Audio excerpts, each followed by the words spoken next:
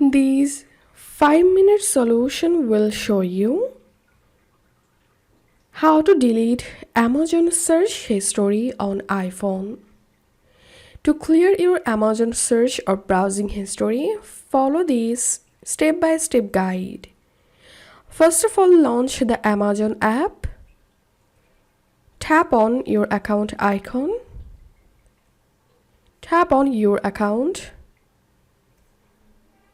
Scroll down.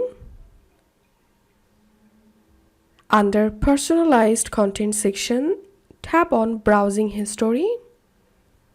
And here you will get all of your browsing history or search history.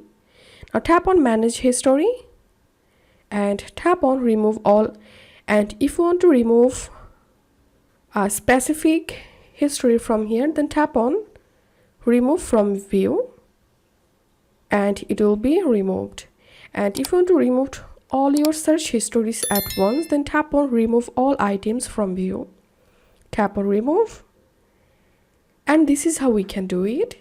If you find this video helpful, don't forget to subscribe 5-minute solution. See you in the next video.